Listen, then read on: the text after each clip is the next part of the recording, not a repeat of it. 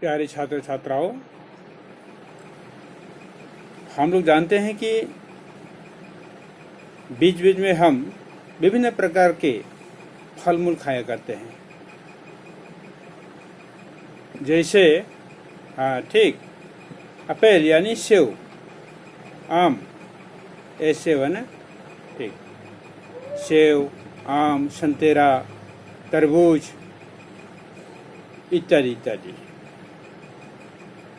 तो आज हम यह सेव के विषय में एक पाठ चर्चा करेंगे।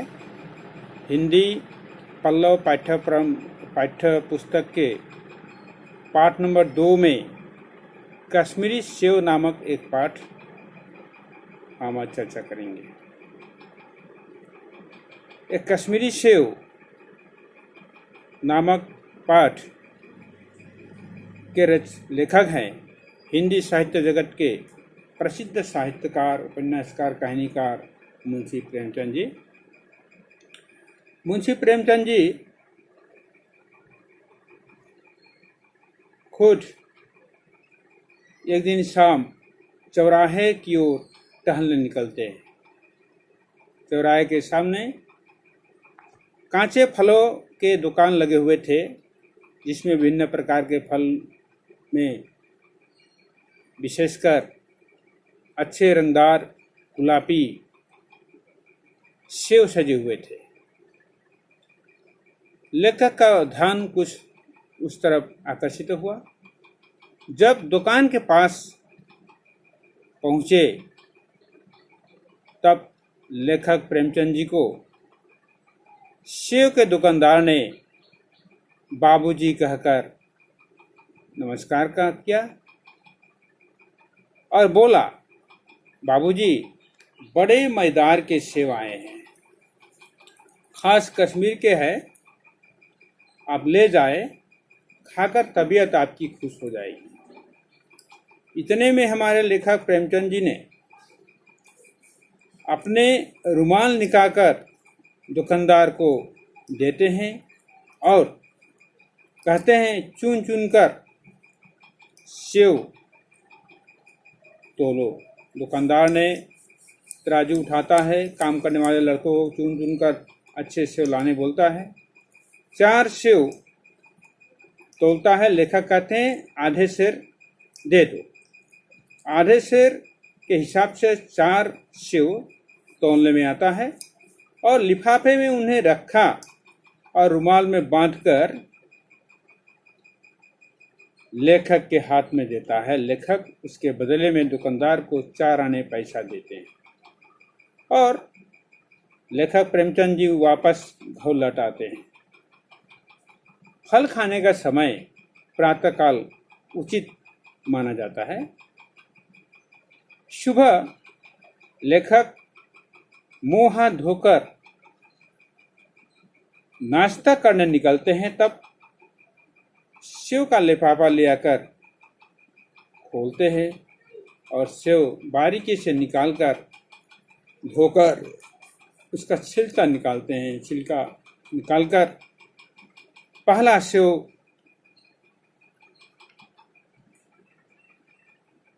उन्होंने सड़ा हुआ पाए तो सोचे, दुकानदार ने धोखा तो नहीं दिया, अच्छा से न देखा होगा। दूसरा निकाले, आधा सड़ा हुआ था। उनका संदेह हुआ, बात क्यों ऐसा हुआ। तीसरा सेव जब निकालते हैं तो एक तरफ दबकर बिल्कुल पिचक गया होता है, वो चौंक जाते हैं। जब चौथा सेव निकालते हैं तो एक काला सुराग दिखाई पड़ता है, अक्सर जैसे बैरों में हुआ करता है। उन्होंने काटे तो भीतर में काले धब्बे दिखाई दिया और कीड़े पड़े हुए थे। 1 से 4 अपेल भी खाने लायक नहीं रहा।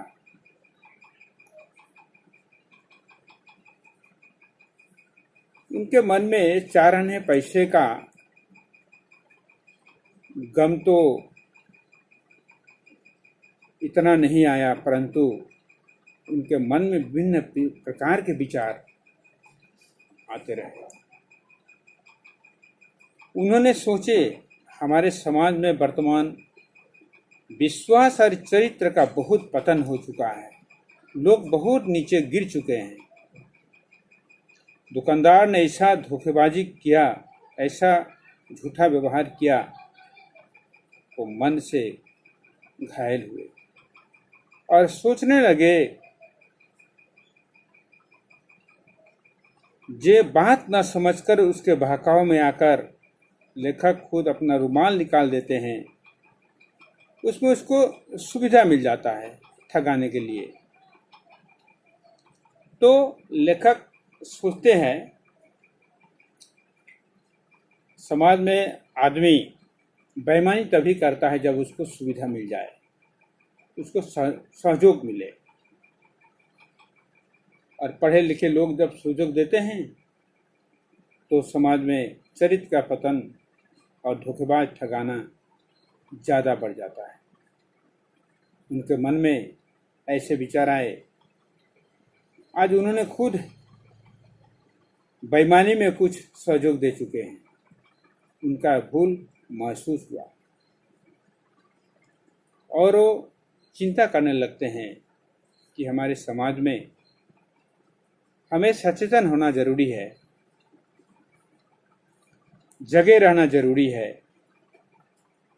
इससे वो साबित करना चाहते हैं, ये जब हम खरीदने जाते हैं तो हम ग्राहक कहलाते हैं, तो हम जब वस्तु खरीदते हैं तब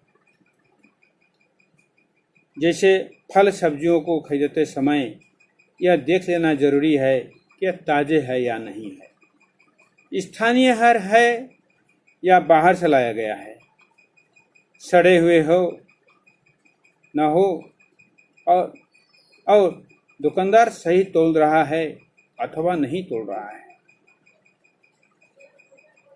वस्तु जब हम खरीदते हैं दुकान पे तो पैकेट पर छपे वजन को देख ले, निर्माण की तारीख को देख ले, उसका गुण अवगुण को परख ले, समाप्त होने की तारीख और मूल्य भी देख ले। ये हम एक ग्राहक के हिसाब से बहुत जरूरी है। दवाओं के पैकेटों का बोतलों पर छपे हुए वजन, बेंच नंबर, निर्माण तिथि, गुणागुण, समाप्ति तिथि और अधिकतम खुदरा मूल्य देखकर ही हम खरीदें।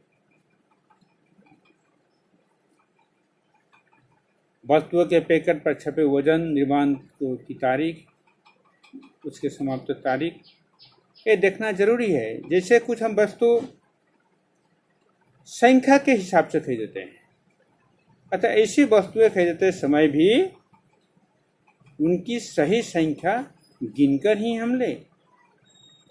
तो मरमर छात्र छात्रीসকল, আমি বুজি পাইছো নহয় যে কোনো বস্তু আমি কিনাৰ সময়ত গ্ৰাহক হিচাপে আমি জাগি থকাটো, সচেতন হোৱাটো অত্যন্ত প্ৰয়োজন।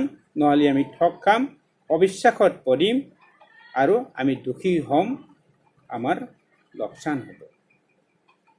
এই পাঠ্যত আমি পাকে প্ৰকাৰে বুজিব পাৰোঁ যে গ্ৰাহক হিচাপে আমি জাগি থকাটোৱেই আমাৰ মংগল।